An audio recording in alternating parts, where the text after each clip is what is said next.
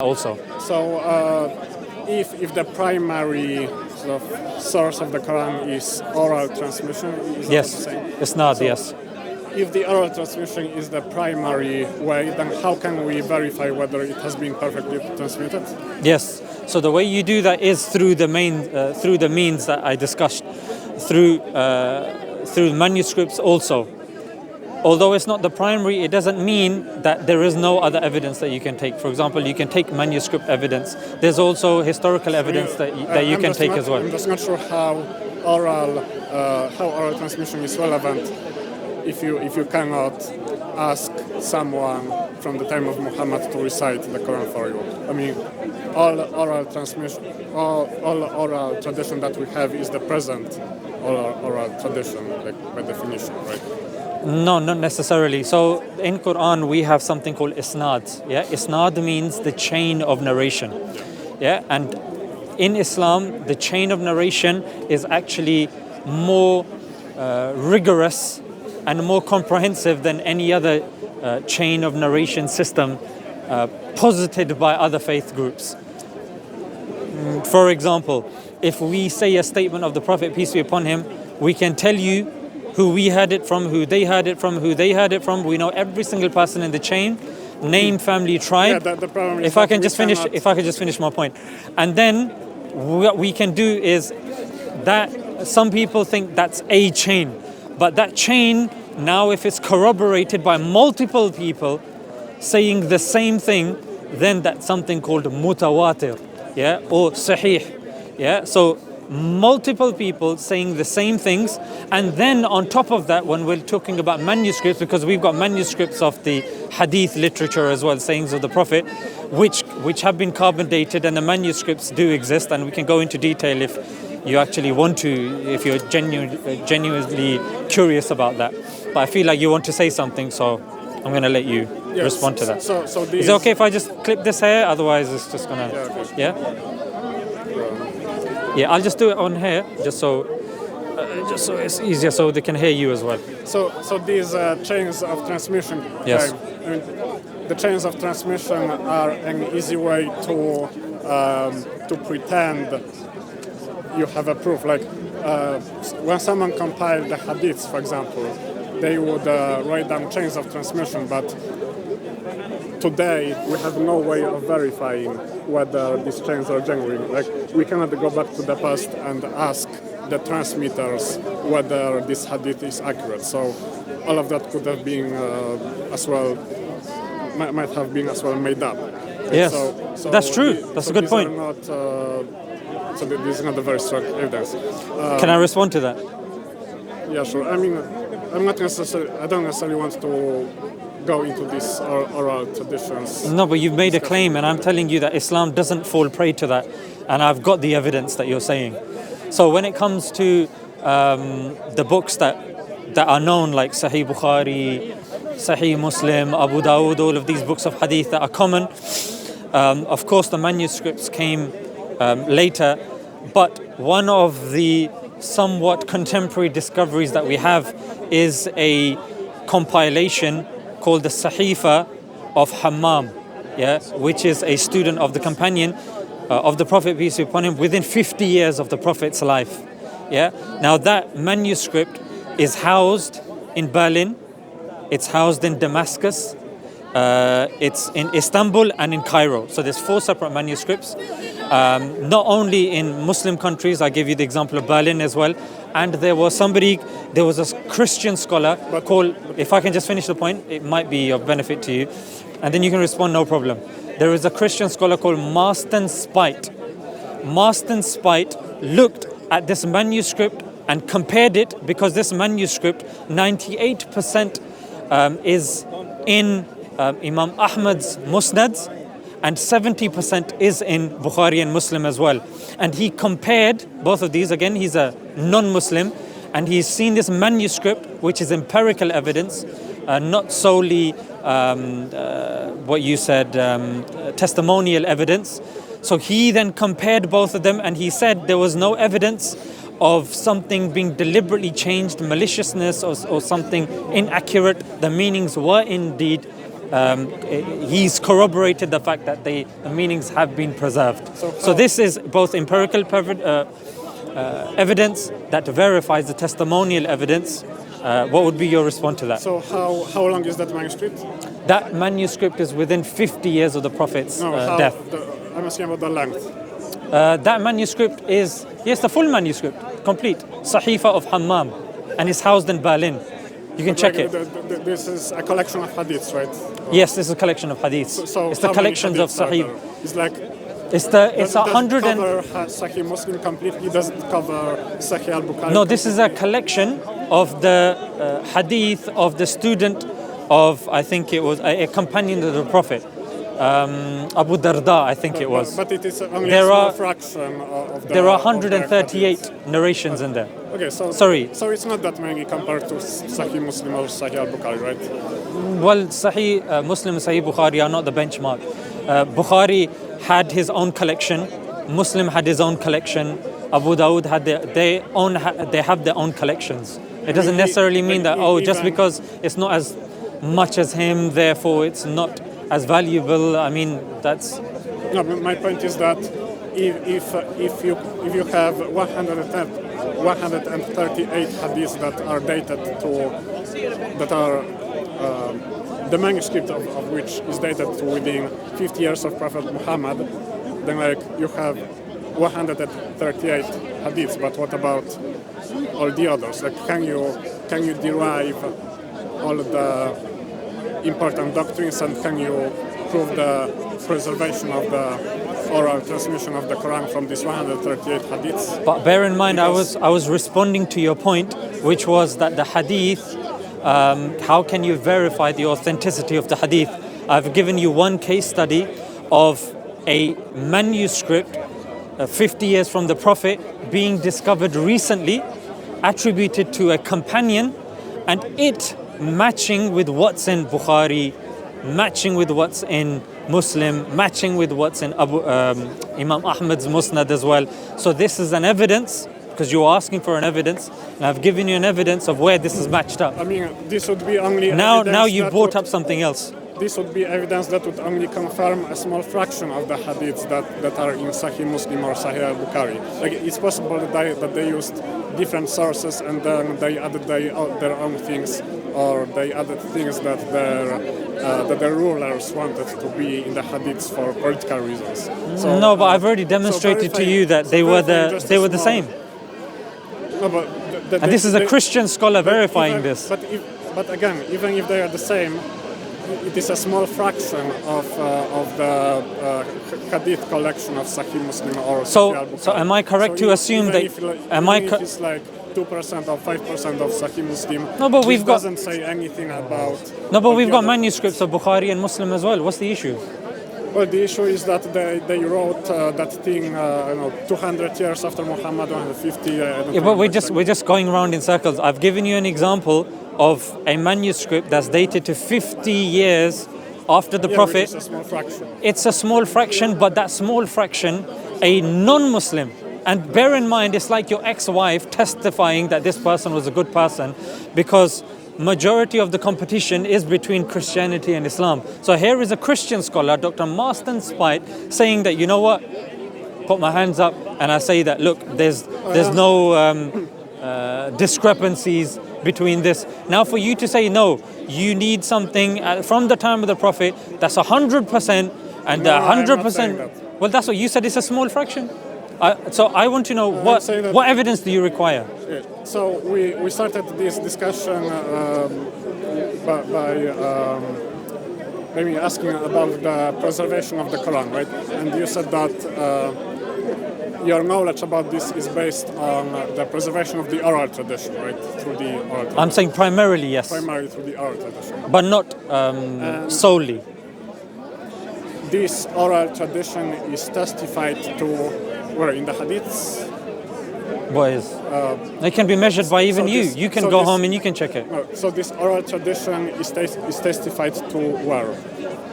That doesn't make sense. And it doesn't have to be testified. Whether you're a Muslim, whether you're non-Muslim, you check the people the people in the chains, and you can verify it and you can check it yourself. We can verify it. Because there's biographies of the narrators in the hadith. On top of that, the chains are there. We cannot ask the narrators. We cannot verify it. That doesn't make any sense. You don't need to ask to verify something. You can check historically if that person existed at that time, if the person that they're narrating for, if they lived at that time, if they were indeed the student of that person, if they existed there. For that we need historical accounts. I'll give you an example. There's a prophecy mentioned in the Quran about the Byzantines beating the Persians. The Quran made this prophecy. However, this was verified by Theophanes, who was not a Muslim, in his primary source that validated what was mentioned in the Quran. Now, he didn't go there and ask the people. There's a historical evidence that he's given with regards to what he observed, what he heard, and that's the evidence that's been provided. So for you to say, no, in order for me to verify it, I have to hear from him, that's a very high bar that you're setting. Because that's what verify means. No, verify is actually not. According to who? According to the definition of the word. But no, verify doesn't mean that you have to ask that person. That's false. Basically, what you are saying that if loads of documents get verified online, but it doesn't mean that they're speaking to you. Yeah. What you are saying is basically if we know that a person referred to in the narration exists. No, I'm saying there's a claim. You can verify that. You can check check that claim. I'll interrupt you if I want to. You can interrupt me if you want to. Speaker's corner. Yeah. So you basically said that if we know that a person mentioned in the transmission actually existed at the time. Yeah, you check the historical accounts. Yes. Then that somehow proves the account that is written. Yes, in the hadith. That's called history. Not how it works. Yeah, that's exactly how history works. Just because a person existed doesn't mean that a quotation from this person is genuine. Not necessarily. What you can do is people gave quotations from Alexander the Great. The Quran gives quotations from Alexander the Great which are fake because like what? They came 1,000 like years. What? I don't remember. That's because there is none. Not true. Okay, then tell me. Prove me wrong. Yeah, you can look it up on the internet afterwards. What, so you give me no evidence and I need to waste my time looking for something that doesn't exist? Yes. So is this the evidence you're bringing today? So again, you're asking me for very high-level evidence. Well, I'll interrupt you if you're speaking. If you're claiming that something's in the Quran, this is not high-level evidence. It is. Your evidence is high-level evidence. Or the Quran fakes quotes about Alexander the Great. Where's the evidence? I don't know. So the hadiths. I don't remember. So the hadiths mention that. Oh, this narration is from such and such a person, and you say, oh, because this person existed, this proves that that hadith is true. Oh, glorious Quran, glorious hadith. Oh, praise be to the Lord, whatever. But this is not a proof. Just because someone existed doesn't give a verification to a statement from a hadith. Okay, let me give you an example. But let's go back to the. Let me give you an example. If I tell you there's a bus on fire there, will you accept what I'm saying? Well, I will. No, if you can't see it here. If I say 5 minutes drive down, there's a bus on fire there, will you accept what I'm saying? I will remain agnostic. Agnostic. If somebody completely different comes from a completely different background, from a completely different direction, say the same thing to you, will you accept? I will be kind to accept. What if a third person now comes, again from a totally different direction, completely different background, will you be inclined to accept? Yes.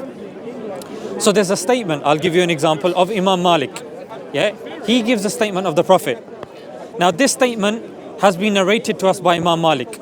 Yeah, then a completely different person, he makes the same statement. Yeah, Layth. Then Ayub makes the same statement. Now these are three people that are making the exact same statement. So according to your criteria, that should be true then. Yes. So maybe you thought that I'm being sort of extreme about it. But like I agree, if there are multiple independent witnesses to something, and they are genuinely independent, then yes, we That could, you can also verify, yeah. then yes, we could accept it as probably true.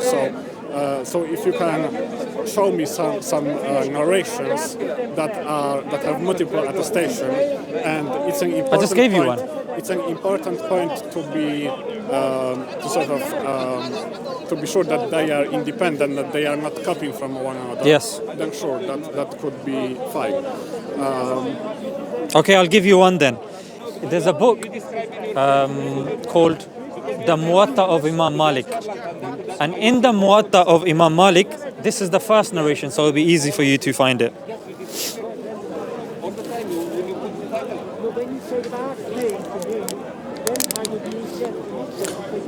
So in the Muwatta of Imam Malik,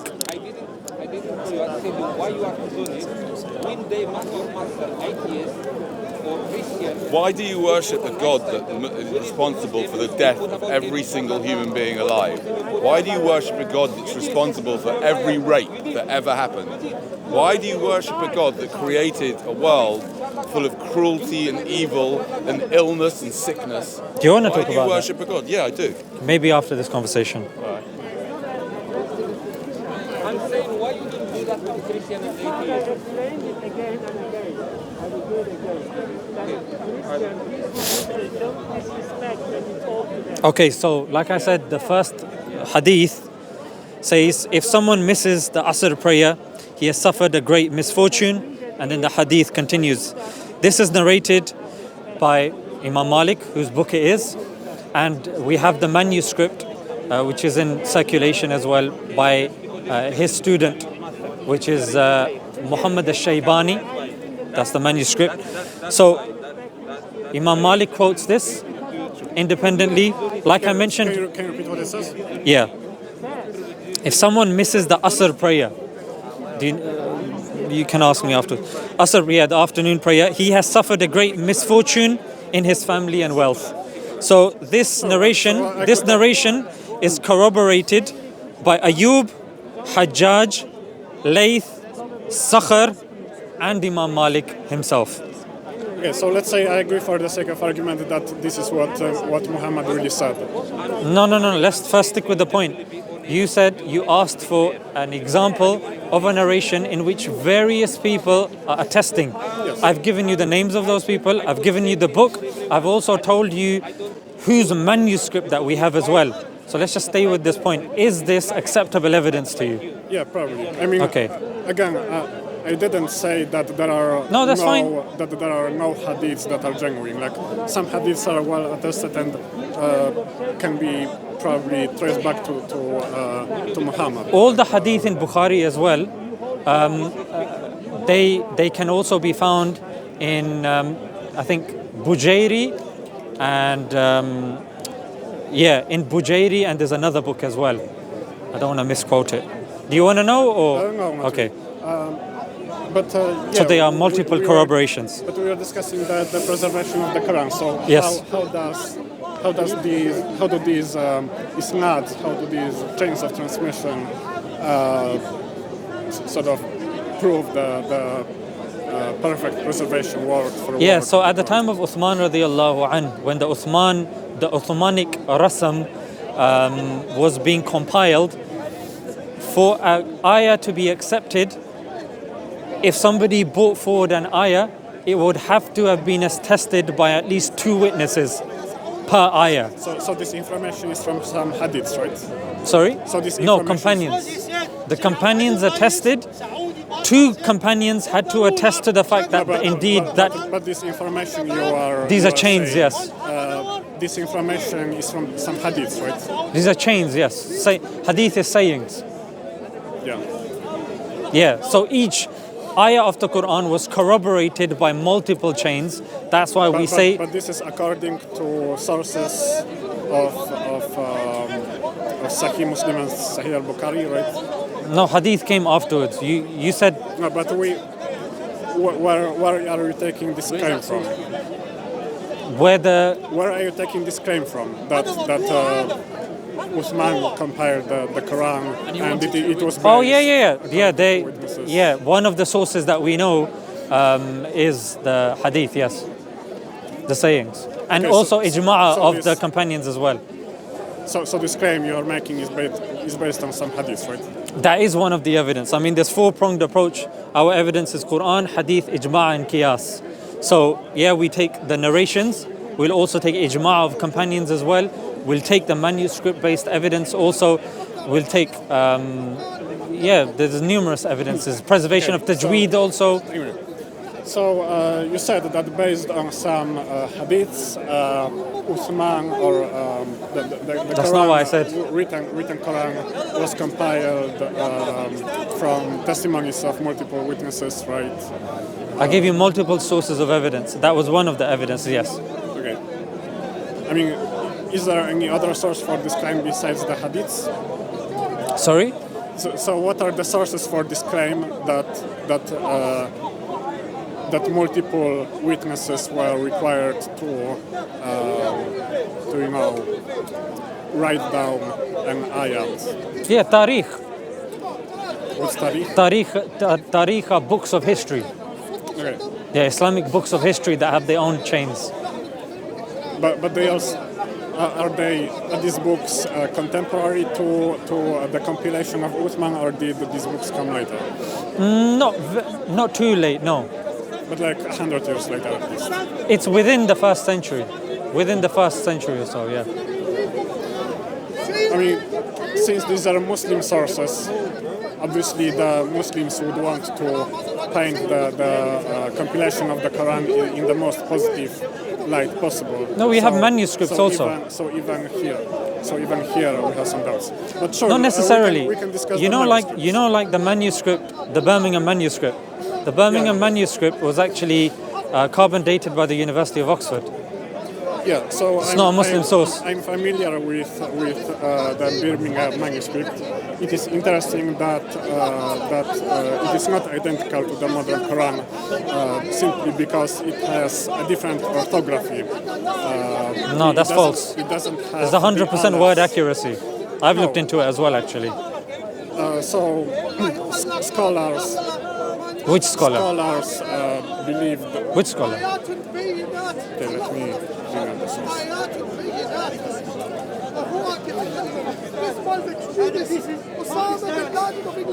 Abdul Karim, call Paul Williams, yeah?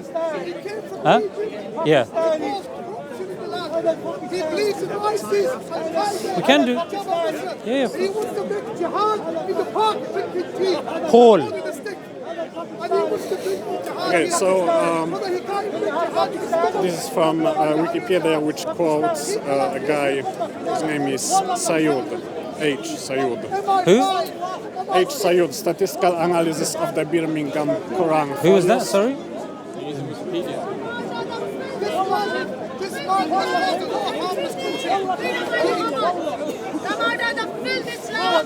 H. Sayud, 2018. Statistical Analysis of the Birmingham Quran Folios in comparison with Okay, the make your Sana point, yeah. manuscript.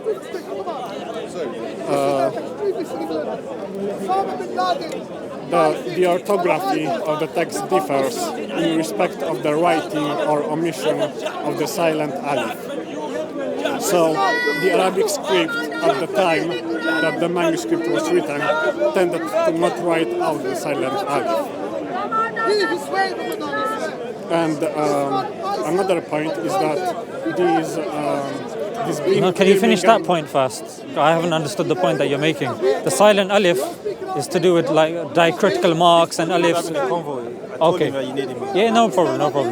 Yeah, so I mean the usage of it's not a diacritical no. mark, actually. I didn't say diacritical. I said the diacritical marks, as long as alongside the vowels and the alifs, there's difference of opinion how they are used and applied. Some people will see it as a vowel. Some people won't see it as a vowel. That's not an omission, even by the textual critics. They don't regard that as a variant. So I don't know where you get. In fact, Professor Thomas, who's actually Professor Thomas. No. Even Professor Thomas, who's actually looked into the manuscript as well, and we had the person that actually interviewed him here as well. That's why I'm saying that where is this coming from? But what was the point that you were saying? That because the alifs, there were silent alifs, therefore what? Well, therefore, this is a different manuscript variant from the modern Quran.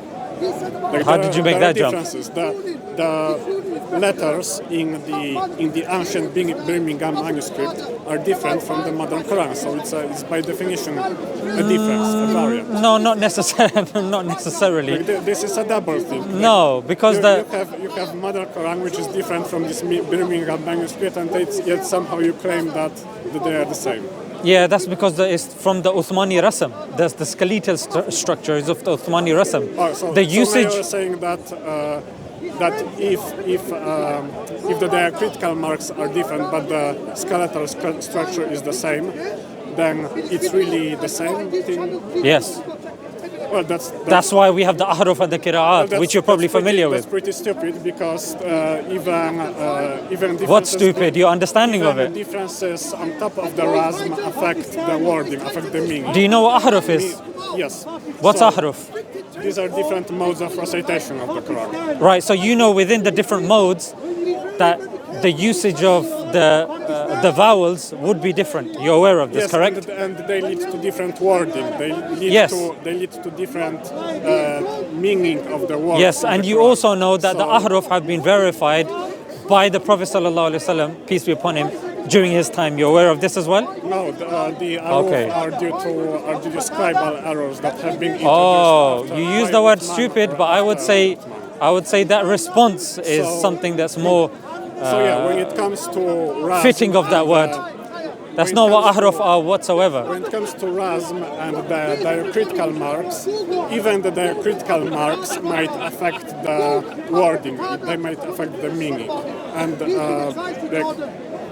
there are multiple differences between Quran manuscript, which are due to their critical marks, which affect the wording, and there are even a few differences in the rasm, in the consonantal skeleton, which obviously also affect the wording. So I can. Are you give just going to be I can saying give these, you- or are you going to be giving me Yes, evidences? I can give you examples. But can you first tell me where you got your definition of ahruf from? Because you're the first person I've ever come across that's given me that definition. The ahruf is I got it the from ahruf Muslims is a at scribal Stratford error. Station. Huh? I got it from Muslims who gave dawah at Stratford Station. Like what's their study? Which Muslims are they studying it or random Muslim? You're telling me. I don't know. You're telling me about benchmark of evidence, and you're telling me that the evidence that you have is from a random Muslim from Stratford Station. Well, you asked me what are the Ahruf. rules, and I know my what I asked you, understanding- and I'm my telling you the understanding- response that you have given me Yes, is according to very my disappointing. According to my understanding, in Muslim tradition, the arus are different modes of recitation of the Quran. And I've Is asked that you where correct or you've not? got this information from. Well, I got it from online sources and Muslims at Stratford Station. Well, might I suggest that you actually learn from scholars that have actually What is looked your into this? definition? Well, ahrufs are they are modes that were verified and validated by the Prophet peace be upon him during his time. They can number as less as 7 and can go up to 10, possibly more, but they were modes that were validated by the Prophet peace be upon him, and there's only like 1% of the Quran that there are several options that of reciting a certain word. For example, Maliki Yawmiddin or Maliki Yawmiddin. These have a different meaning, but they are both validated by the Prophet peace be upon him, and these modes do not contradict any, they don't have creedal disproving So this is the usual. points. So this is the usual Muslim narrative, but I just disagree with that narrative. There is. Doesn't matter if you disagree, if the evidence that you're giving me is of people from Stratford Station. There's no evidence for it beyond what some medieval Islamic scholars came up with, and beyond. Oh, so you go to a train station, you ask the people outside the train station, yeah? So let me give you manuscript differences between. Will we be talking about the Bible as well, or is this just going to be going one way? Well, we are discussing about this for now. Can we talk about the Bible as well? Wait a second. So, Otherwise, so for I'm not just example- going to stand here, just let So you for just example- throw questions my way. for We need to example, have a we do need to have a Sorry, dialogue can I going both finish? ways. We do Yeah, need to have a dialogue we going don't have both a ways. dialogue. Yes. As long as you're not scared of talking about the Bible. So this is based on a manuscript from Bibliothèque Nationale Française, which is actually from the same document that the Birmingham manuscript is. They have just been separated at some point in the past, and they are kept at different universities. No, the Birmingham today. manuscript only has 4 folios. Yes, because it has been separated from a different document. Says That who? is different. Says Alba Fadeli. And that's on the Wikipedia, yeah?